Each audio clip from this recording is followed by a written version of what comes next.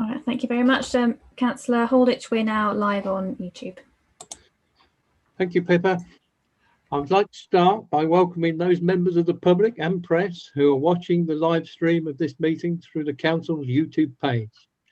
As you will be aware, we are meeting virtually in line with the government's guidance.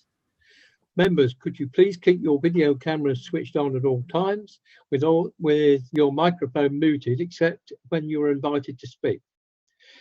You can indicate your wish to speak by raising your virtual hand. When I invite you to speak, please unmute your microphone, make your comments or questions, and then mute yourself again. Should we encounter any technical problems, I will adjourn the meeting whilst this is addressed. And if the connection fails during the meeting and you are unable to reconnect, one of our democratic services will contact you. Finally, I would remind members that all virtual meetings are all virtual meetings are recorded. I'll now hand over to Democratic Services for a roll call, please. And would you please be ready to respond? Councillor Holditch, I'm here. Thank you very much. Sorry, yes, so Councillor Sereste? Yeah, I'm here. Thank you. Councillor Ayres? Present. Thank you. Councillor Allen? In attendance. Thank you. Councillor Walsh? Yes, present. Thank you. Councillor Bashir? In attendance. Thank you. Councillor Seaton? Present. Thank you. Councillor Farouk? Present, Pippa. Thank you. Councillor Fitzgerald? Yes, present. Thank you. We have Councillor Holditch, who sent his apologies, maybe a little late. Thank you. Who? I think you got that wrong, Pippa. Apologies. Councillor Hiller. Councillor Hiller, I meant. Did you know you were late, John? I've always been a bit retarded, but never mind. There you go.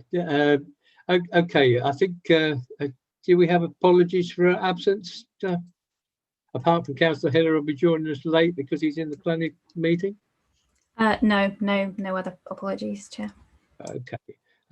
Do I have any declarations of interest? No. Okay, before we go into the main meeting, can I just welcome Hannah Swinburne to her first meeting, our Climate Change Officer. Welcome. I should introduce them all, but you can't really see these people, can you? So, but anyway, I think you'll pick up as they speak who they are. And I just really wanted to make a comment on last night's meeting. I'm extremely concerned, in fact angry about last night's meeting. I'm not just angry for myself, but angry for you as cabinet members and for our officers who've worked extremely hard on this budget to bring in the funds and that's to enable us to set a budget. I emailed both the main groups that will not take part in the all-party group on the budget and asked them to, and they said no. And I went back to them and said, what do I have to do to make you do that? And I'm still waiting for a response. I also asked the groups to give me in advance what they would like to see in the budget. Absolutely nothing. And I think from last night's meeting, you could see that's a group of people that want to take over this council. But, you know, they're really not fit to go. They don't know how the council works and they don't know what the services are all about. It isn't all about growing trees. Sorry, Charlotte, but it isn't all about growing trees and whatever have you. It's a very serious business going on here. And, you know, I was very concerned last night at the lack of knowledge of about our council services and indeed how they're funded and how they work. But anyway, I've got that off my chest. So I've done declarations of interest. So I'm going to go to council minutes now, for 18th of January. Is it your wish they're a true record?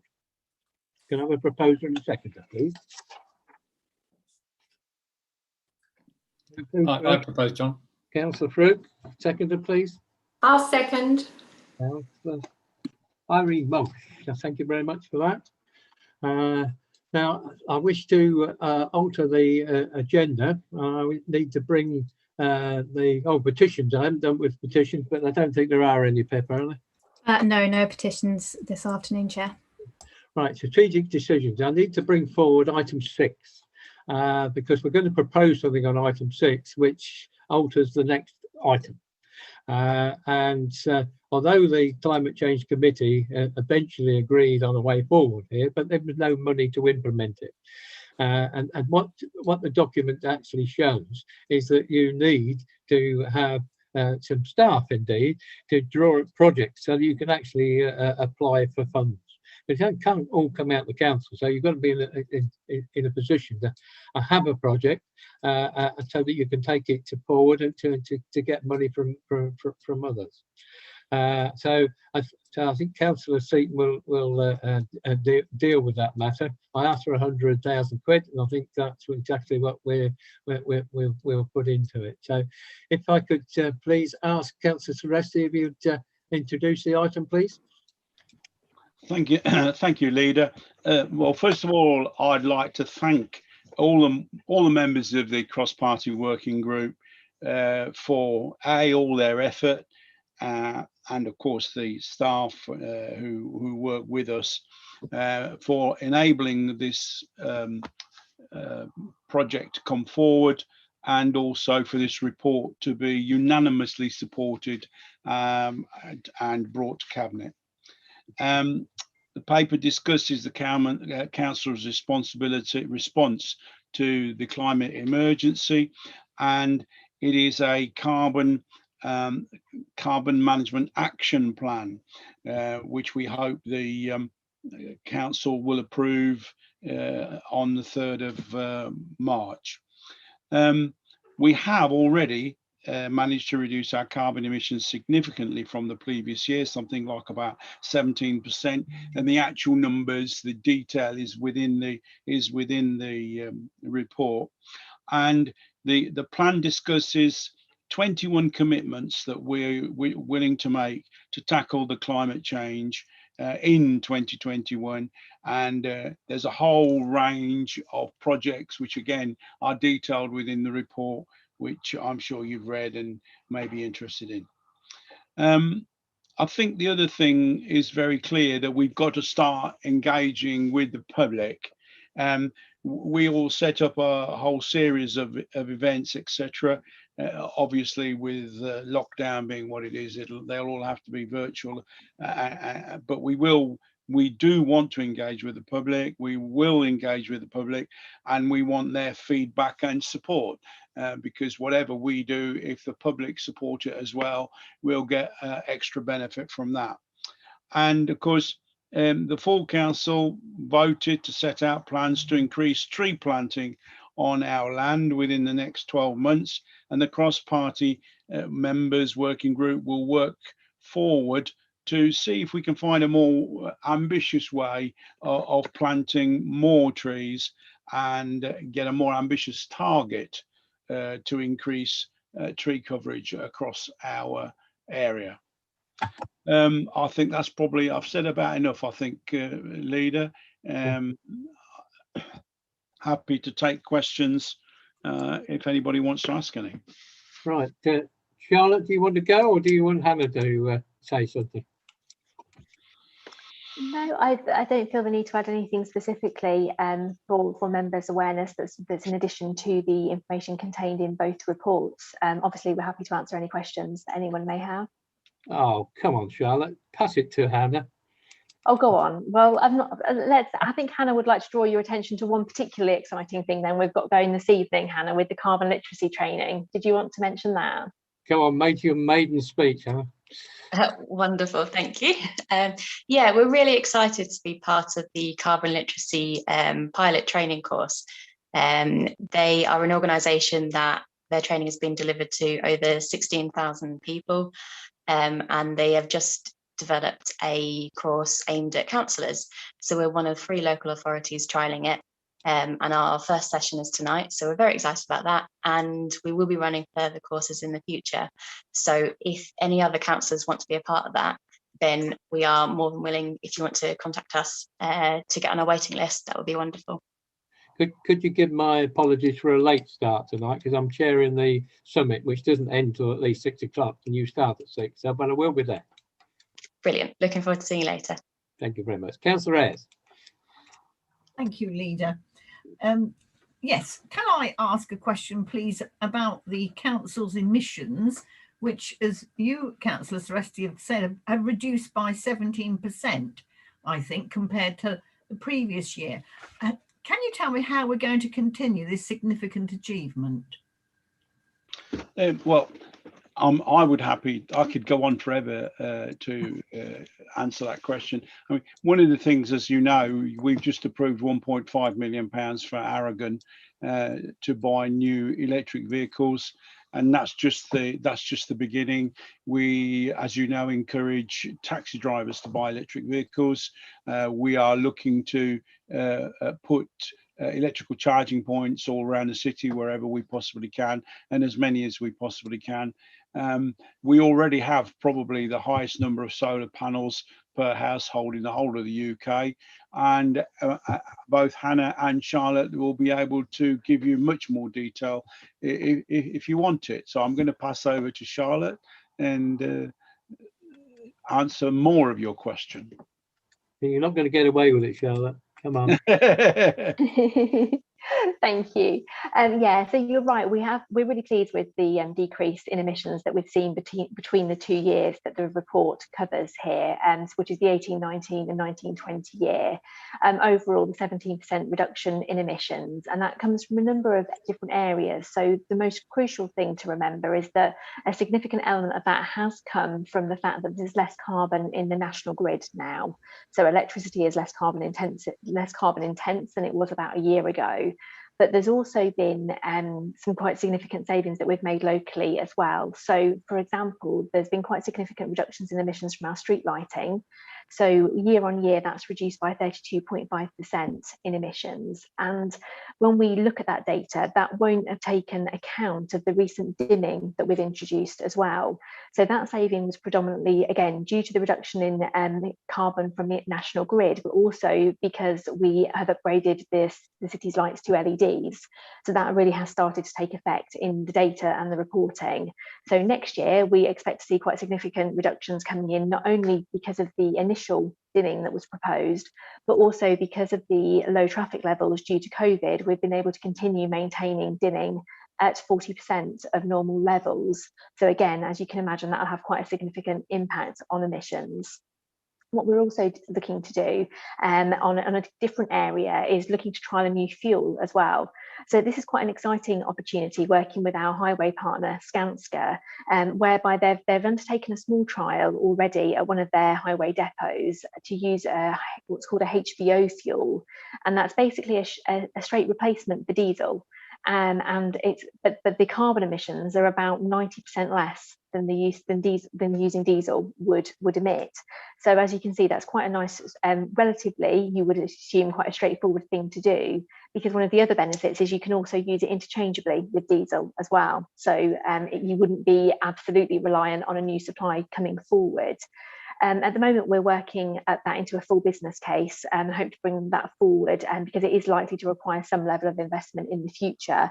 But we're hoping to also be able to use that on some of Aragon vehicles as well to extend that saving further. Across the piece, there's lots of other projects that we're looking at, and there is a real range here, from looking at things like the materials that the council procure to try and make sure that we're reducing embodied carbon in the materials that we purchase, but also through to looking at examples where we can improve the work that we do on a day-to-day basis, so we can encourage staff to make more sustainable decisions. And one of the ways that we're doing that is following the introduction of the carbon impact assessment process that we introduced last year, which really asks officers to think about the impact of each decision that they're bringing forward, to look for ways that we can reduce the carbon impact within those projects. Can you list all those, please? I want them put in the minutes if we can, please. And it's unfortunate. I mean, when I did school 7 years ago or more, 43% of the council's carbon came out of school. And unfortunately, we don't keep the figures anymore, or didn't then, so we don't know what we cut it by. But I can tell you we cut it by a hell of a lot. So if we could have a list of those, I think it's very helpful when we're accused of not doing anything, to have a list of what we are actually doing. and Charlotte actually knows we're talking to the combined authority about the environmental hub, of which they could now bid immediately for 20 million quid, and then into a pot for 200 million quid, which will bring a lot of the, I was going to say restructuring, but the answer is what's the word I'm looking for? Regenerating houses in terms of heat pumps and solar panels and all the rest of it. There's a hell of a lot going on. Councillor Walsh. Yes, thank you very much. Yeah, I just wanted to ask, this government is this year hosting some very important conferences, international conferences. Does that mean then that we could reasonably look forward to some more significant funding opportunities coming along soon? And I'm also hearing a lot about green jobs and development of opportunities in that sector. Could Charlotte comment on that, please? Charlotte? Yes, I can do. Yeah, so there's you're right. We've got the COP26 coming up in Glasgow later this year, and we're actually having a meeting with colleagues at Opportunity Peterborough tomorrow morning and their skill service team to look at how we can work towards that target to really try and engage the city's schools. And building on the point from Councillor Holditch earlier, we have funding that we've received as part of a Section 106 agreement, so a developer contribution to increase the amount of work we're able to do within schools to reduce their carbon emissions.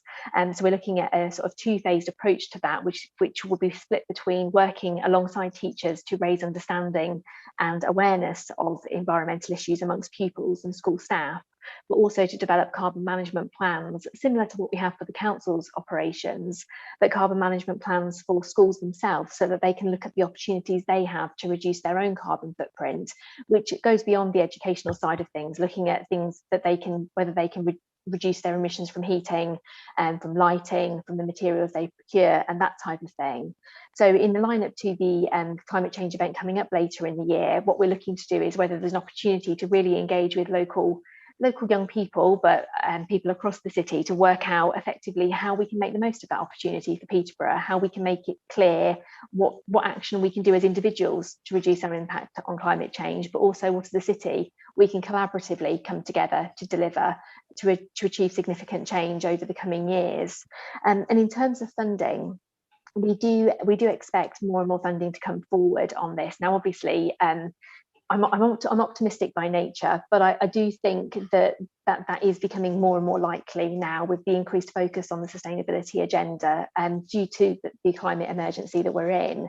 An example of that is that recently the government, it was towards the latter part of last year, the government released a public sector decarbonisation fund, which was very much focused on investment into public buildings in order to reduce the emissions from them. And the council has successfully secured the initial stage of funding for that, which is all about the sort of technical assessment to basically work out how feasible it is to get things like heat pumps, for example, into some of our main facilities. So that's a project that's being brought forward at the moment. We do anticipate further funding coming forward, but I think that what's really crucial here is to link to the skills agenda, as you've touched on, because with the amount of investment that's needed into homes all across the city and across the country, one of the things that gets fed back to us time and time again is that one of the difficulties is actually finding the right skilled people to come into your home and to detail the improvements that are needed. So that's something that we're discussing, planning to discuss in more detail with the combined authority and other stakeholders across the city to work out what interventions may be realistic in order to bring those sort of skills forward in the city. Well, thank you, Charlotte. A lot to look forward to then. Thank you. Okay, the next person is Cal. I'll leave you to last, David, because you can tell us where you want the money put in. Councillor Fitzgerald.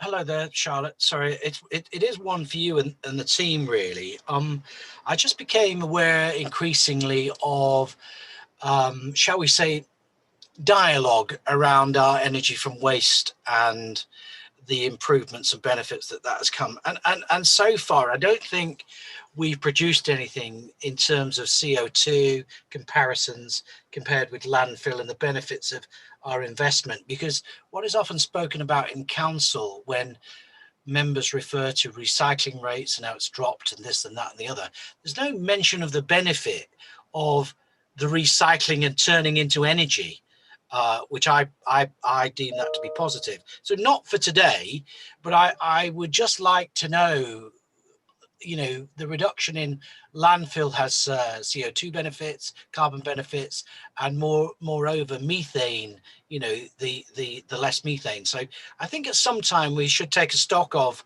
you know, how we've improved our outputs in those directions. Not for today, but I just thought I'd throw that out there because I know questions are being asked. Did you want to comment on that, Charlotte, or not? Only that I'm happy to take that away as an action and work with the relevant colleagues to try and pull together a brief summary of the I think it's relevant in terms of, you know, our carbon management and emissions and all those kind of things where we save. And I don't think those things have been taken into account because I certainly haven't seen them. But it certainly saves you a lot of money, apart from the generation of electric, but you're not paying that. Absolutely, leader. To put it in the ground. Absolutely, there are in my view there are benefits absolutely that we made the right decision, but I don't think we've spelt out enough of what those comparisons are, both in the carbon savings as opposed to methane and what we put in the ground, which generates the same. And I think we should do a little bit of work on that because it all adds up to our greener credentials, in my view. You could also add to that well, I think Marco calls it the private wire that we're going to take out of there and how much that will save. Okay, David, I've left you to last. What do you want to propose on this 100,000 quid? Do you want to propose it at this stage and put it in the agenda, or how are we going to go forward? If I just cover it off, Leader, and Charlotte, it's always great to see you on these cabinet meetings. Welcome, and welcome, Hannah. I've been reminded by the finance team that I took the prescient step a year ago of putting £100,000 revenue budget in to establish the environment projects. So the good news is we have £100,000 to provide the resource you will need to move the projects to obviously a business case level. Now, I had a debate last night with Councillor Sanford, and I think the confusion between us was I was talking about funding to deliver the projects, which is a different thing, could be very expensive. We may need combined authority and support from other areas, which you touched on earlier.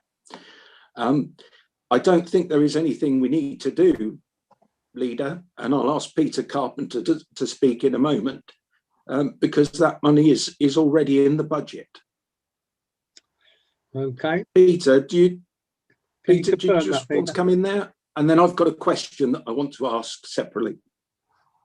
Yes, certainly. We've got an earmarked reserve for climate change, which we can apportion to this project. Can we make sure that's minuted, please? Okay. Steve Allen. That's Councillor Allen, Councillor Holditch. Yes, something like that. Thank you very much. Thank you, Leader. I do have a question, and I think it probably be for Charlotte, or maybe for Councillor Celeste. On page 10, we are talking about have item 20, a climate action day, and I think that's a laudable aspiration. I'd also pick up on the fact that later in the paper we are talking about stakeholder engagement, and as a councillor for a rural ward, I'm pleased to see that we'll be engaging with parish councils. I'm just wondering whether the climate action day will be something that will help engage the parish councils. I see PKIRK setting out a great example by taking that forward. How are we reaching out to other parish councils to perhaps get them involved in the climate action day, and indeed to make sure that rural wards rural areas of this city are also applying themselves to climate action and a reduction in gases. Yes, I think probably Hannah can give you the detail if it's already been worked out. I know we're planning it at the moment. So, Hannah? Yeah, so our Climate Action Day is on the 4th of March. It's a day that we ran last year as well, and it was really successful.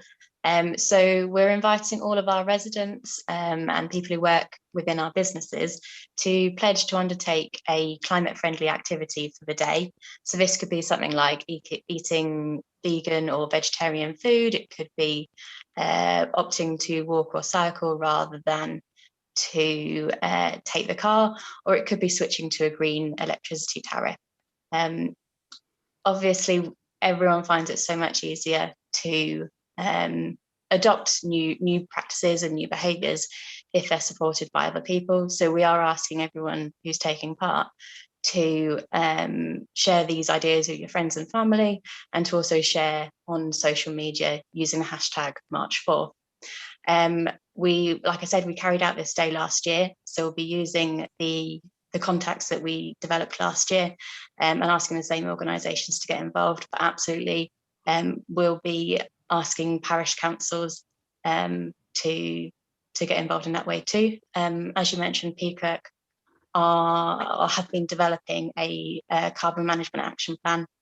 So if and when that is finalised, we'll be able to discuss with other parish councils to see if that might be of use for other councils to develop their own carbon management action plans. Thank you, Hannah. Comprehensive response. Thank you. Yeah, she's doing well, isn't she? Yeah. Only 50, I don't know how she knew we did it last year because she wasn't here, but I've been listening. Okay, well, that's fine. All right, right. Did I let Pete in to tell us? Did you come back in about the funding, Peter?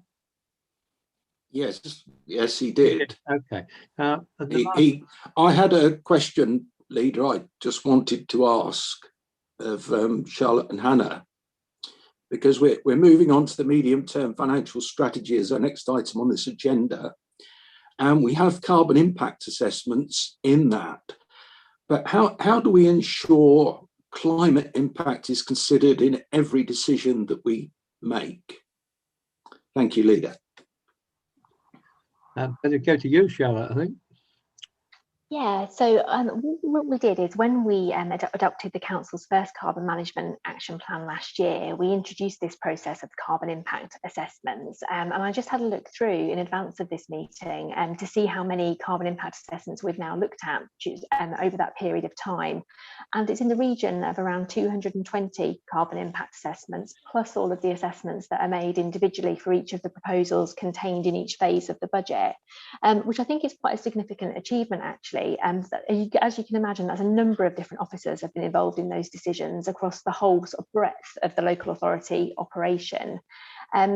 So I think we've really made quite a significant step forward in raising awareness of the climate change agenda throughout that process. But what we now need to do is look back at those decisions and the types of decisions that are coming through to see if there's a way that we can develop that process further. One of the things we'd like to be able to do is to become involved in for some decisions, become involved in the process a bit earlier on, so that there's more opportunity to influence how projects come forward. Obviously, the further you are in a process, the harder it is to make changes later on. So that's something we're looking at the moment, and looking at ways that we can make that easier for our officers, so that when they complete a carbon impact assessment at one stage of their project process, they can develop that carbon impact assessment as they know more about that project and start to make more and more informed decisions about the actual impact itself. The way the assessments work is they very much focus at the moment as well on the council's operations, and whether, for example, a particular decision might reduce and might create an increase in our electricity or gas consumption, or may reduce our production of renewable energy or increase travel. What we would like to do is look at a way of actually looking at that on a more holistic scale. So trying to look at whether there might not be an impact to the council for the council's own carbon emissions, but would there be a citywide impact an increase that we don't feel is reasonable effectively. So that's the next stage of the carbon impact assessment process. But what we're looking at really trying to make sure, as I've touched on really, that this is sensible for officers. So at the moment that these come in for every decision, but what we're looking at is a different level of assessment depending on the type of decision that's coming forward. Because I obviously don't want to ask officers to produce reports unnecessarily. And the other element, we've already touched on it, so I won't go into it into too much detail, but we've also rolling out this carbon literacy training.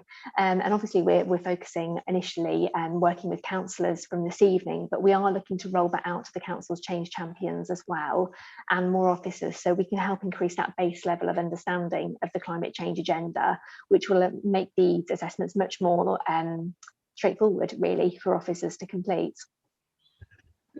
I don't really think about this, but on each report you put out, have you got financial implications? You could put a line on the bottom of that. What are the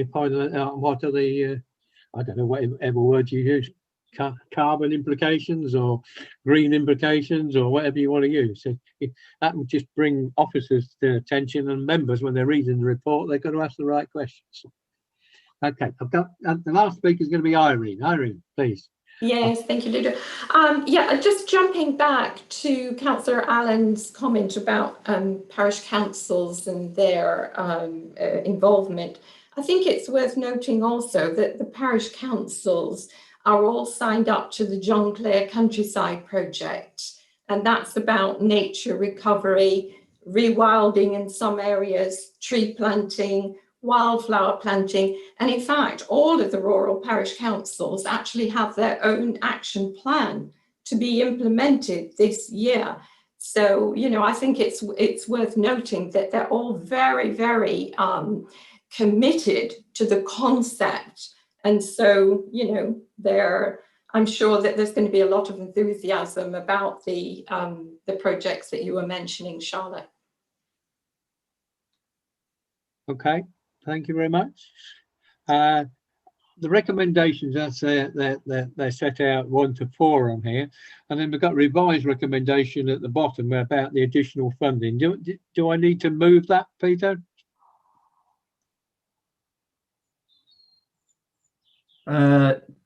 Yes, and link it to the reserve that have been set up, John. Can you give me some wording? The wording would be and approve the additional 100k expenditure to come from the earmarked climate change reserve set up by Councillor Seaton. Brilliant. Thank you very much. Have you got that, Pippa? Yeah. I'll take it you have. Okay. Thank you. Thank you, Chair. We will now move on to the next item. If I can find it. It helps, doesn't it? Right. The next item is we're going to take item 5 now. I think. Yes. Yes, we are. So, Councillor Seaton, medium-term financial strategy. Thank you, Leader. So this report before us forms part of the Council's formal budget and policy framework. If I start breaking up, just let me know. I'll turn off the camera. It requires Cabinet to initiate and make proposals and update assumptions to set a balanced budget for the financial years 2021-22 and 2023-24. And just to note, there is a legal requirement to deliver a balanced budget for 21-22. And the purpose of this report is set out in the recommendations. Proposals agreed by Cabinet at this meeting will be recommended to Council on the 3rd of March for approval. I think we all understand the background, which was presented very well by Peter Carpenter, our Finance Director, at Joint Scrutiny last night. And I would say it's available on our YouTube page if anyone wants to see the slides and hear the words around that. But just to remind us, low council tax base, and actually majority of houses in low council tax bands. Low government funding, we're something like £77 a head below the unitary average. Fast growing population, along with an increase in demand for services and high levels of deprivation. and which clearly increases the complexity of care and support required. We do have services at a low unit cost, and I think that demonstrates efficiency and value for money. And we have low levels of reserves, so a low level of resilience. And most significantly this year, we had the C-19, the coronavirus impact. Despite these issues, we're an efficient council with high standards of service delivery. So an efficient council with high standards of service delivery. And just to give us some examples there, you know, our children's services have a good Ofsted opinion. We've delivered a lot of innovative solutions, just to name some. Think Communities, the Adult Positive Challenge, some of the partnership working and application of technology that we've delivered. We've got really high quality highways services here. And even during the pandemic, we've continued to improve our city. So the university is moving forward. The TK Maxx building has received some really good feedback. The new pool that we're planning, a lot of the work that Councillor Tresti has done in the city centre and on our parks, which are really important to the city. Yet finances have remained tight. So since the winter of 2018, the council subjected its financial strategy and approach to approach to financial sustainability to external rigorous challenge. And just to summarise that, all parties involved, and that includes a representative from MHCLG, have validated the council's approach and underlying financial position. Our external auditors have given a draft unqualified opinion on the 2019-20 accounts, underlining the controls in place, but they have issued a qualified opinion on value for money due to the council's funding concerns. They also validated the assumptions that the council had set out in phase 1 of the budget. And in that phase 1, approved in December, we started the year with a £14.2 million deficit. And then lean reviews in January to March 2020 identified £11.9 million of savings, with a year to address the balance. COVID then hit. Apologies.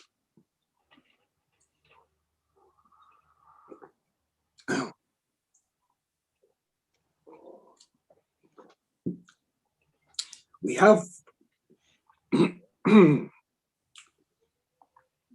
have reported to Cabinet meetings on the impact on budgets in 1920-21, which resulted in 42.3 million of additional costs to the end of January, with 36.9 million of funding, leaving a £5.4 million gap.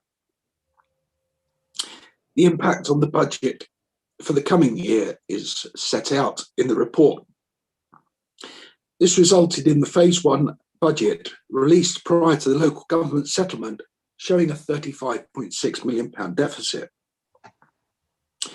We had the provisional settlement in December, finalised in February, and this is fully reflected in phase 2, where the overall council deficit reduced to £13.7 million. The changes are covered in detail in the report, and we walked it through at scrutiny. In anticipation of this deficit, the council's finance team have been in negotiation with MHCLG since October, with an application for what has been termed exceptional support. The government notified the council on 10th February that they're minded to support the council's application with a capitalisation direction in 2021-22 of up to £20 million. To balance the budget, the council requires 13.7 million of that. This is one-off funding and as it is using borrowing to fund revenue, will have to be paid back over a 20-year period. There are conditions attached to this funding, and we're awaiting confirmation of these from MHCLG. At this point, I want to refer to the Section 151 Officers' Robustness Statement contained in Section 6 of the report, which is very important. I won't read it all, but basically the Council needs an ongoing solution to our budget deficit position, not just one-off funding. However, it's also clear that to set a legal balanced budget, the Council is reliant on the receipt of exceptional support from government, which is the offer on the table. It's therefore recommended, approval is therefore recommended. The Council has no recourse to alternative options. Without receipt of the exceptional support, the Council is not able to set a legal budget, which is the requirement of full Council. Excuse me. I'm going down with a cold.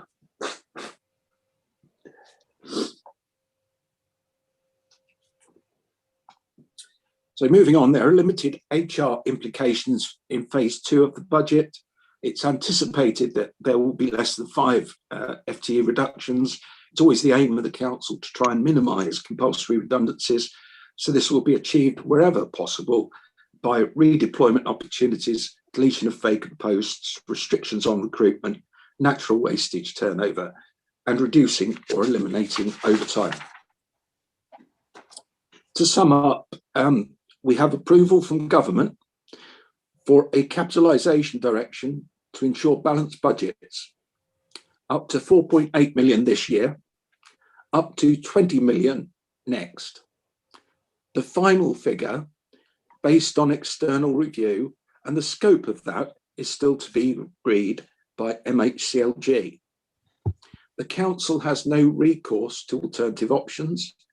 Without receipt of the exceptional support, the Council is not able to set a legal budget in 2021-22, which is a legal requirement of the full Council. There is still a requirement for ongoing funding for sustainability.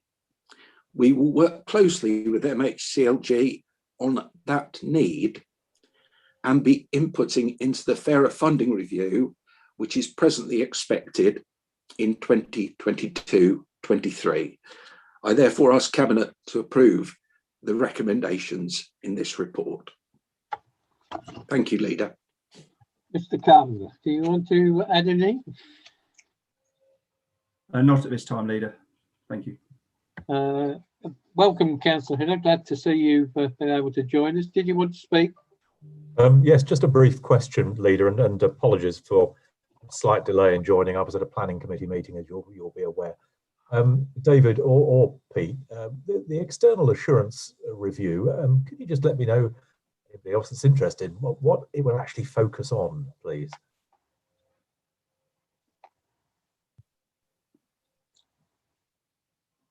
Peter, do you want to give a view on that from your engagement with MHCLG?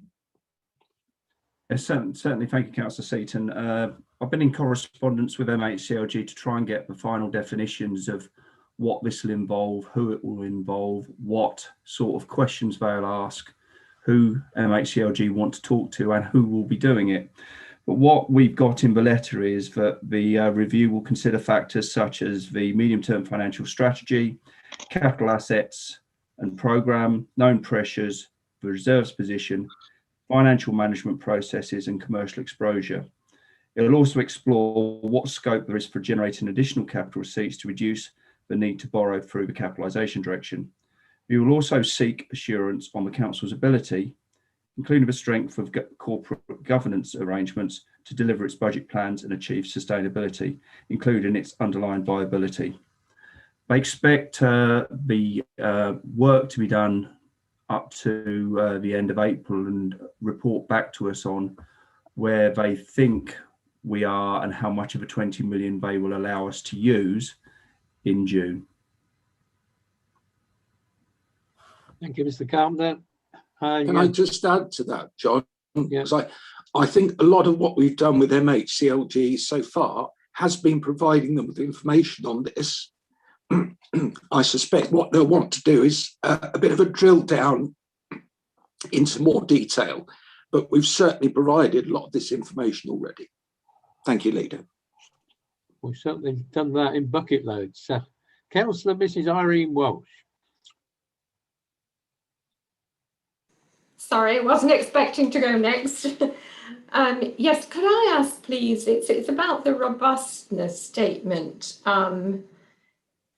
Does that, in your opinion, Peter, this is to you, or indeed to Councillor Seaton, does that really reflect our financial situation in full, in total? Are we absolutely confident about that statement? Mr. Carpenter, that's down to you, I think. Certainly. Thank you, Councillor Walsh. Thank you, Leader. Yes, the robustness statement, which is section 6 of the report, does set out our financial position. In the robustness statement, we set out that we have a ongoing deficit where our expenditure exceeds our income sources, and we need to close that gap. The government have provided one-off support this year to ensure that the budget balances for 21-22 and to move us to sustainability in future years. However, there is the ongoing requirement to close that gap for 22-23 and 23-24. And as Councillor Seaton has said, that is going to be the ongoing discussion with MHCLG, and also potentially will impact on our inputs into the Fair Funding Review, which, if it is similar to the one that started 2 years ago, had indicators around growth and deprivation, which of course are high indicators for the Peterborough area. We're also hampered to a degree, which it sets out in the robustness statement, but we do have limited recourse to other sources of funding. In terms of applying for the capitalisation direction, the government asked me 3 questions a number of times in different ways. Have you got any reserves, or have you got reserves to cover your deficit position? Have you got capital assets you can sell to cover your deficit position? And number 3, have you got further savings you can make to cover your deficit position? In terms of the answers to those, we've actually been using capital sources to actually help fund the council over the last 3 or 4 years. You are allowed to do that, and our medium-term financial plan sets out how we do that. We have been also using reserves through the grant equalisation reserve since 2016 to cushion the effect of moving as central government funding is reduced to get us to where we need to. And again, the plan was at this stage last year through the lean reviews to get us almost close to sustainability. We don't think, and chief officers and in the responses we've done to MHCLG, that actually cutting our core services any further would have a significant detrimental effect on our stakeholders. So those are the 3 questions asked, and that's where we sit. So we do have to have a conversation as a council with MHCLG to set out the 22-23 onward position, because we have a gap to get over, and we need to understand the ways that MHCLG think we can do that. Thank you very much, Peter. And so far so good, and we're working hard for the future. Thank you. Unless we implement fairer funding, which tended to start in this council. Okay, Councillor Lady Ayres. Thank you, Leader. Can I ask you, Peter, about the capital aspect of the budget? Because we seem to be struggling this year to deliver a £104 million programme, but how much of the £113 million programme for next year is really going to be delivered? Thank you, Councillor. A very good question.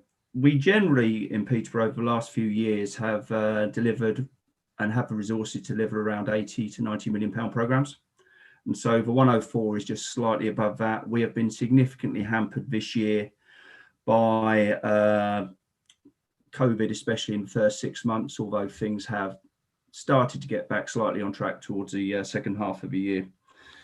I think the big difference between next year's programme and this year's programme is the one-off schemes. So we have £37 million that relates to the development and building of 4 schools, which have to be open at those dates and use a different process from our normal resources. We also have £12 million, again, in a different sort of way, using different resources from what our normal resource would be, to implement the Towns Fund initiatives and the first stages of those. I think probably the biggest risks still remain around our rolling programmes and replacement of the Aragon fleet, probably. We are in the first stages of doing the Aragon fleet now, and the first orders will be going out in the next week or so. However, again, that's been done on a rolling programme, and there are significantly long lead times in some of that. So there are mitigating factors in the new programme and how it's made up and how it is going to be done. However, I think the core programmes will still be where we have to spend the most vigilance in terms of making sure that we are delivering where we're delivering and when. Thank you very much. Thank you, Councillor. Councillor Mr. Stephen Allen. Thank you, Leader.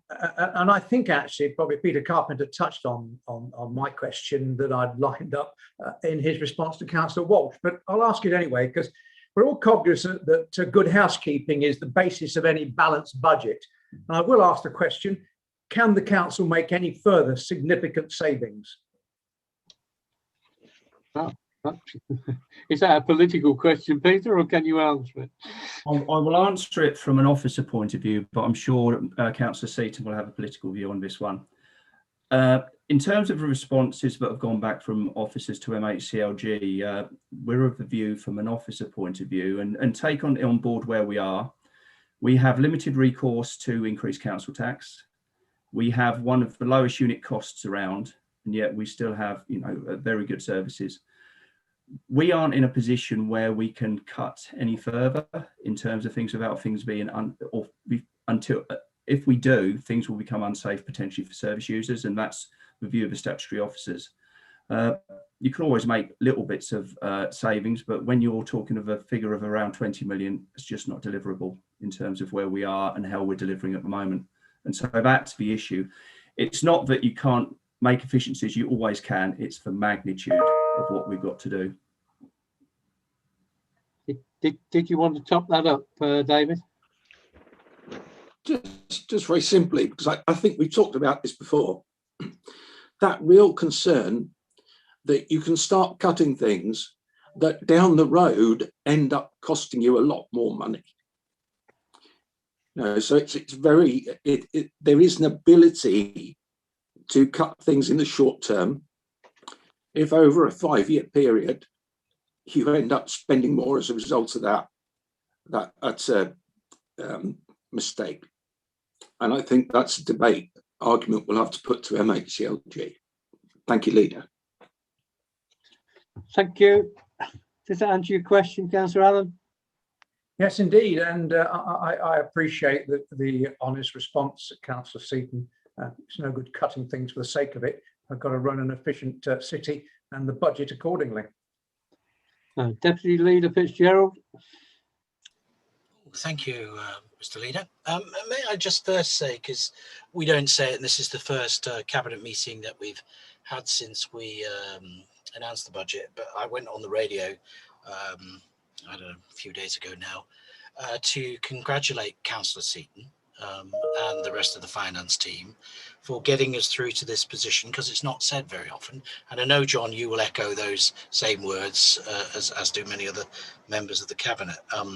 So I think I'm the last speaker on this before Councillor Seaton sums up. And it was obvious again, Mr. Leader, with your comments earlier at the start of the meeting, who understands the council's finance position and who does not, where one member of the opposition thinks running at 13% less in terms of an operating model than anybody else is a bad thing. They clearly don't understand, or they can't tell the difference between NNDR and positive and negative. And those who want to know what I'm talking about, just look at the scrutiny meeting from last night. So we've done well to get to where we've got to. And my question concerns the issue of the 20 million additional capitalisation funding. And it may be Mr. Carpenter that can tell us when are we likely to know how much of that we will get, and or indeed perhaps when we will need it. But it would be good to know or lay out the timescale for that, David or Peter, whichever of you knows. Thank you, Councillor Fitzgerald. I'll start and kind of just re-emphasise that the actual application to government is a team effort of everyone. We had to input service and finance as well, and actually it has to have both sides, and it's very important in terms of the work when people come out to assess us, that they look at our background, what makes up Peterborough, our demands, our growth, our demographics, and our requirements in terms of. I did actually think I said it was a collective team effort, if I'm being more precise, and I think everybody recognises that. But I was just singling you two out specially. Thank you. In terms of what, when and what we'll know, again, I'm pressing MHCLG to give us a date for when they're going to tell us what the review team will look like and what they're looking at. From then, we will obviously talk CMT and to Cabinet to assess who needs to do what, when and where. I expect that to be probably now, they'll be in end of March and April. We've tried to emphasise to them that, again, with COVID and everything else going on, obviously we're very happy to have the additional money and to have the balanced budget, but actually it's an incredible busy time for us, even as we start to move out of some of the restrictions we're in.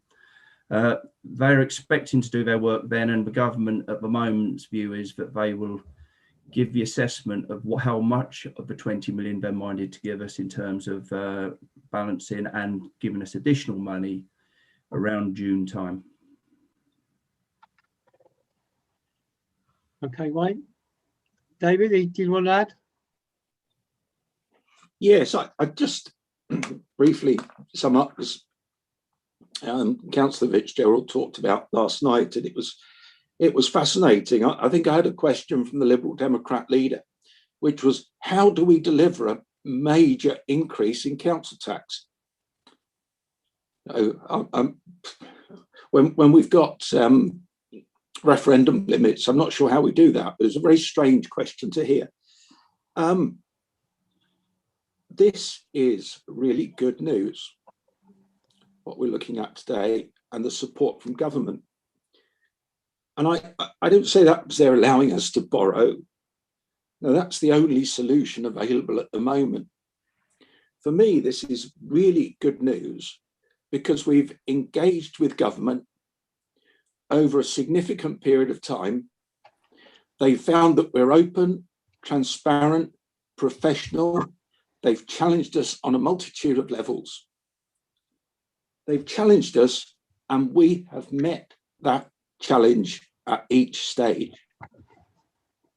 And that's why I'm really confident that as we talk to MHCLG over the next few months, that sustainable future for Peterborough will be what we achieve. Thank you, Leader. Thank you. Well then, it's set out in the recommendations on page 1 of your budget book is a series of recommendations, 1 to 4 with all the appendices. And further down, there is a recommendation that you note things that are 5 to 7 and the robust statement. Now, do you want me to take them separately, or are you happy to do it en bloc?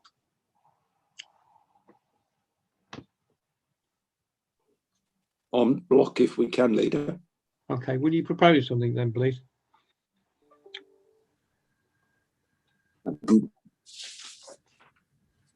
Bear with me a moment. So the recommendations are that Cabinet approve the phase 2 budget proposals.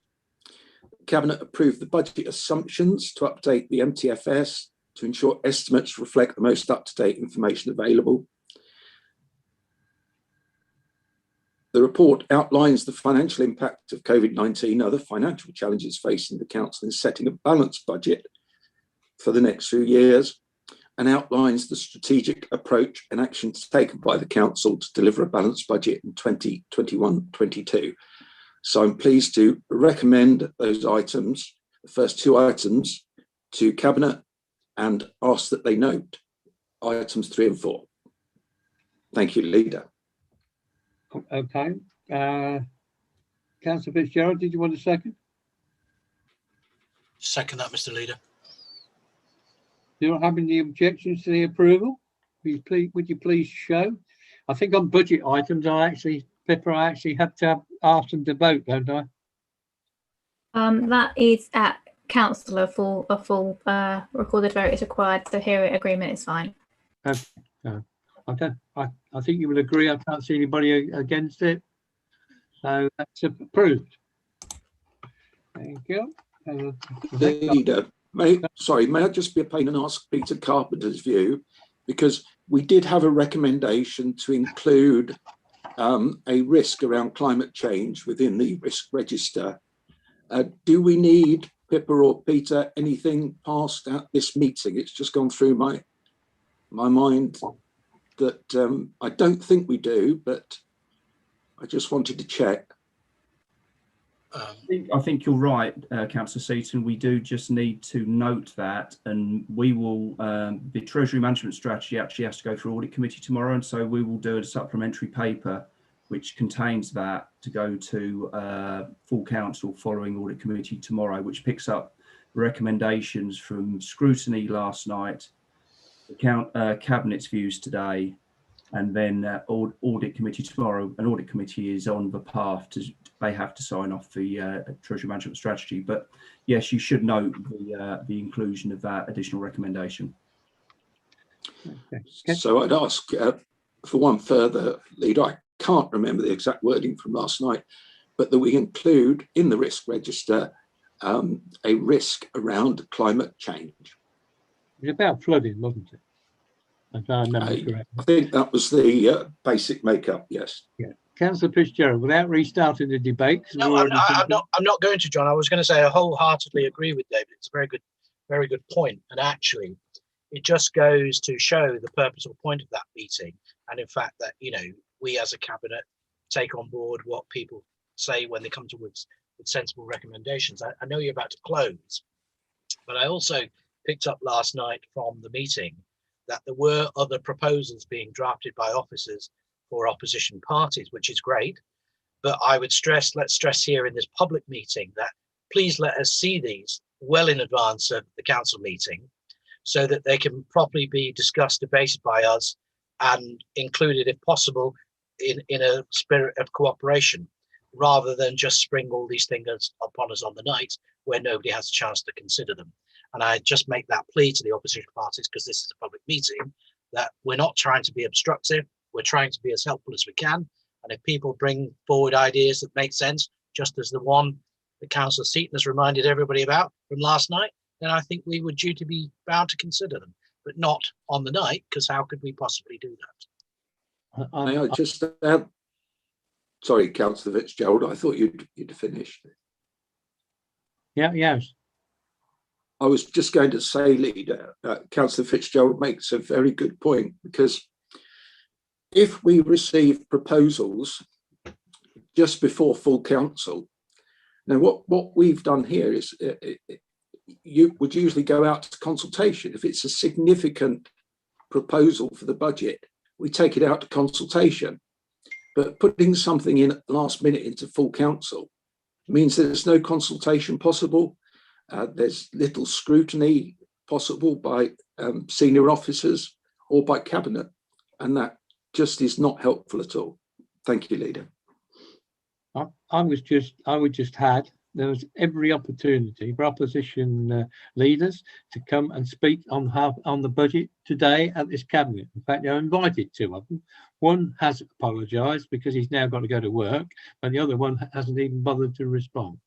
So there's plenty of opportunity to come and influence our thinking on the budget. They don't have to wait until the night. Okay, I take it that's a legacy hand, Councillor Fitzgerald, yeah? Yes, it's not a real one.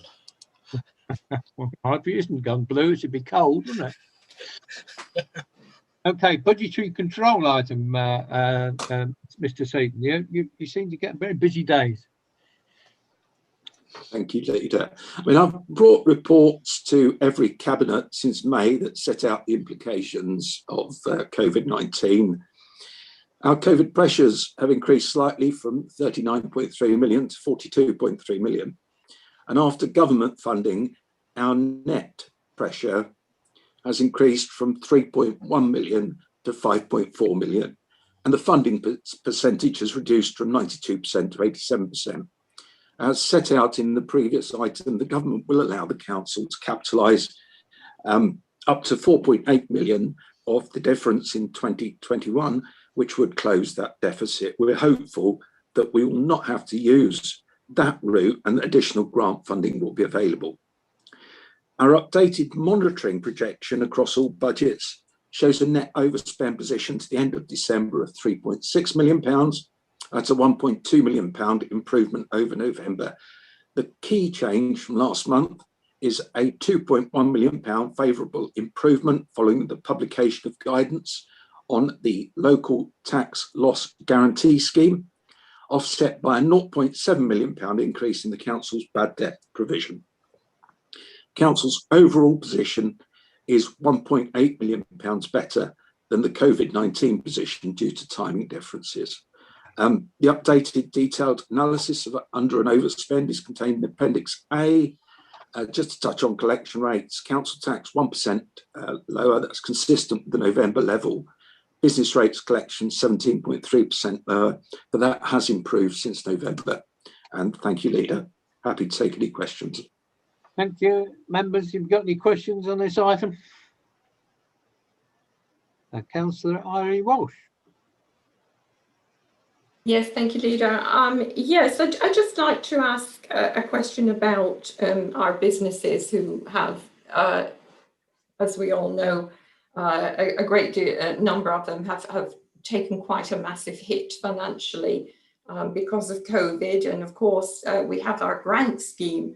Perhaps could either Pete or Councillor Seaton tell me how that scheme is going, and is it supporting our businesses as we were hoping and expecting?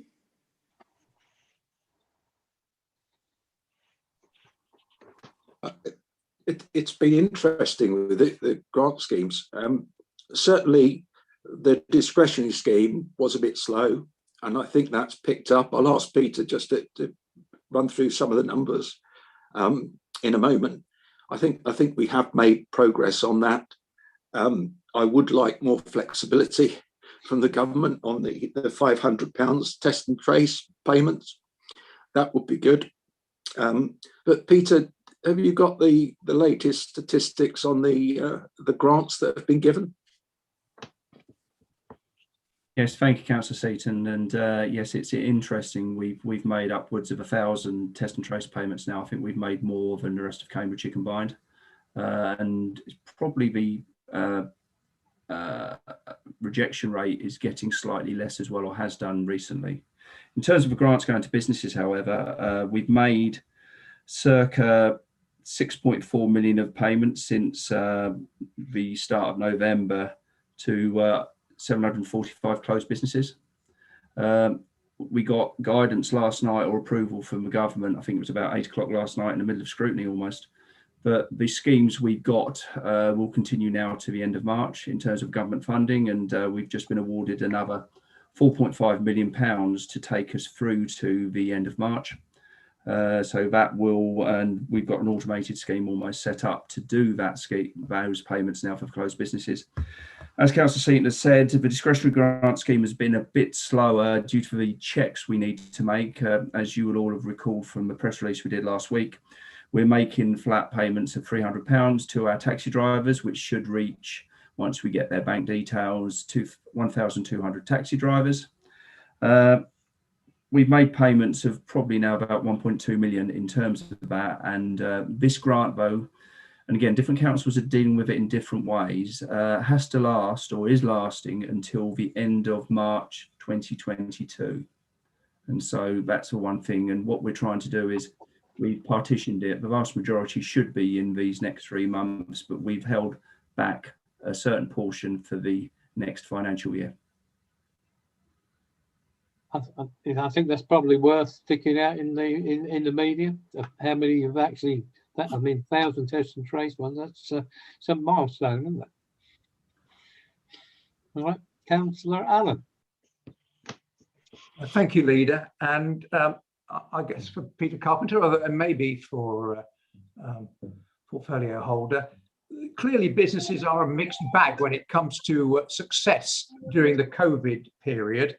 I'm just wondering, do we have any concerns to the collection of business rates? I'm referring in particular to the adverse impact on the hospitality and leisure sector, which must come back to haunt us.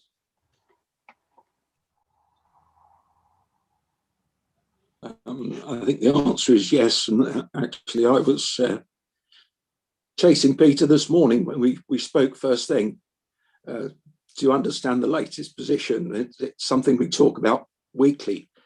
Peter, did you want to say anything from your perspective? Yes, at this stage. Thank you, Councillor Seaton, and thank you for the question, Councillor Allen. It is a worrying point we have.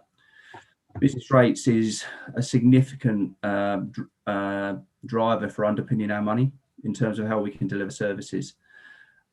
Where we are at the moment is about 17% is now down to 16% as of this morning, and we're doing a lot in terms of trying to chase outstanding amounts. There's a couple of big factors in terms of business rates. One of them is there's lots of challenges to valuation levels or being closed for a certain amount of time by the government, by businesses, which is allowable by the government. And so that is affecting just about half of the businesses who are outstanding in terms of amounts to us. We've gone through the first stage of a reminder process for the others, but some of the over half our businesses, we're pending decisions in terms of if they are applicable for rate holidays for a certain amount of time as per the government legislation. In terms of next year, we've all been told do not send any business rate bills out before the Chancellor speaks next Wednesday. And obviously we won't. We're lucky because we've not got council till Wednesday, so we wouldn't have done anyway. But it's highly likely that at least those three industries will probably get some sort of business rate holiday or relief for a certain amount of time next year, depending on what the government view is. We have been lucky though in Peterborough, as I said last night, in terms of business rates, we've sort of bucked the trend in terms of building, and our base has gone up because of a new gateway industrial park up by the A1 top of the parkway. And so our business rate base has increased. I mean, the big risk for us still is the fact that once the Debenham warehouse closes, we need someone else to go in there. That's a big warehouse. And obviously there's still the sort of spectre hanging over all local government of the court cases between hospital trusts and local government in terms of charitable status of hospitals, which would be significant for the whole sector. When I opened that Debenham thing, I think it's 1/4 mile long. It's huge. We put the mayor's car in at one end and we took a picture of it, and it looked like a dinky toy at the other. But there you go. Peter, Heather, Councillor, sir. Yes, thank you, Leader. A question for either David or Pete. What do you think will be the year-end position?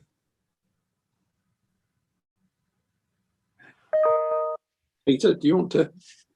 Yeah, certainly. I think it should get better from where we are. The usual position for councils is that the closer you get to year end, that deficit or any even surplus gets more or deficits reduced slightly.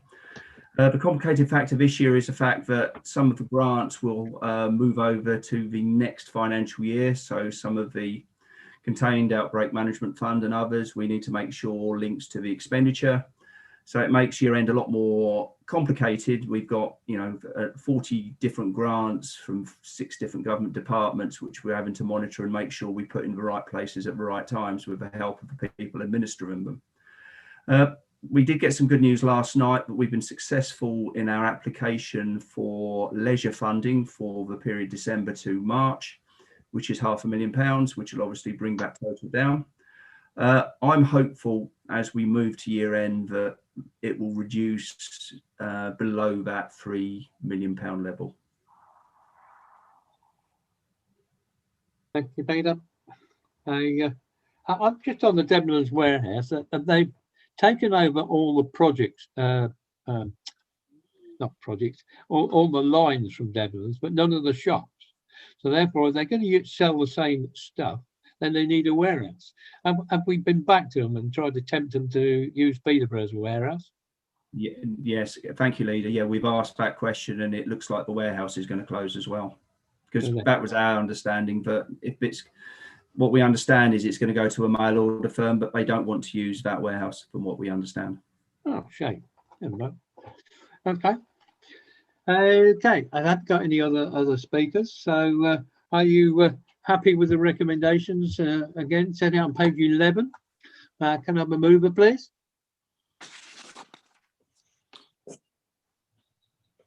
Councillor. So I move that, Leader. I'm happy to second or move, whichever you like. No, whatever. Yeah, okay. Can I have anybody that's against approving it show, please? Better put your hand down, Fitzgerald. Okay, thank you very much. Okay, I think, Pippa, that's approved, isn't that? Yeah, thank you, Chair. Mr. Leader, are we about to wrap up? Because I unfortunately forgot to say or ask something, which is remiss of me, but I've just remembered it was quite important. Really? Yeah. You're getting to that age, are you? I because I spoke about the other thing, but it really, and sorry to spring this on people. So David and Peter, I had so much, shall we say, correspondence and contact overnight.